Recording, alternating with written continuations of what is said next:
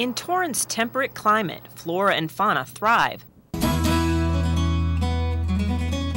So much so that from the early 1900s to 1960s, much of the city was tilled as farmland, including the grounds where City Hall stands today. Fast forward to 2012, the Ishibashi farm next to Torrance Airport is one of the remaining farms, nestled between urban growth. But a piece of this legacy can still be found locked in this vault at City Hall, the minutes of the City Council's historical designation of an official city flower and tree, February 18, 1964. The Torrance Beautiful Commission actually went out and actively recruited people to submit their entries for doing this. And the fact that the Delphinium was grown here on the grounds was one of the main reasons I think that they chose it. While no longer grown in Torrance, the hybrid Delphinium is known for its vibrant blue color.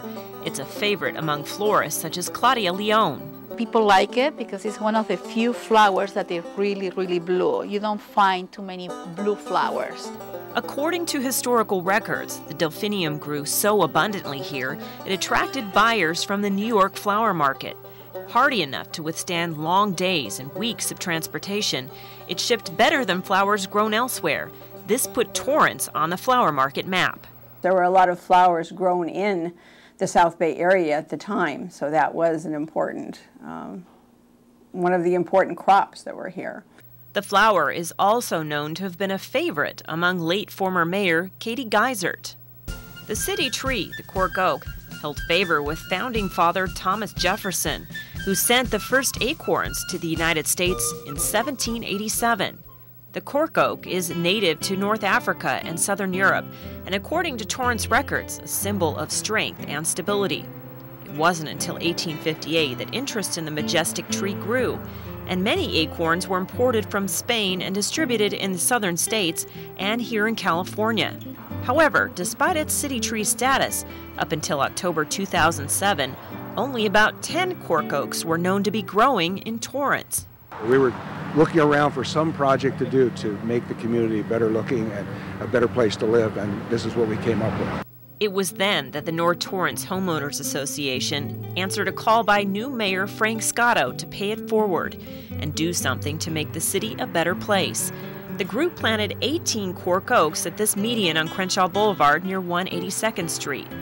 Older, established Cork Oaks can be found growing on Torrance Boulevard on the corners of Cravens and Sartori, both planted around 1912. Others include this massive specimen at Hickory Park and this stately tree at the Southeast Library. While not a common sight around Torrance, you can spot the Cork Oak by its unique soft bark, harvested, as its name indicates, for its cork. It's very sustainable. In the Mediterranean region and mainly Portugal, it's their primary agricultural import. And what they do, they use no machinery at all. They skin the bark of the trees and they skin it off with a certain piece of equipment, a handheld tool, and they actually take it off in sheets. And they can do that about every dozen years for about 10 times in the tree's lifespan. And this is where the cork ends up, preserving your bottle of wine. Emerson says the drought-tolerant Cork Oak grows well here, reaching up to 60 feet. I think it'd make a beautiful tree for a front yard or a backyard where you have the space. While neither the city flower or the city tree are native to the area, they're a welcome reminder of Torrance's agricultural roots and diversity. It's much like who we are in California. We're all transplants to the area, and we make it our home. So we've invited the flowers and the tree to come and be a part of our history. Colleen Farrell with Torrance Centennial History Minutes.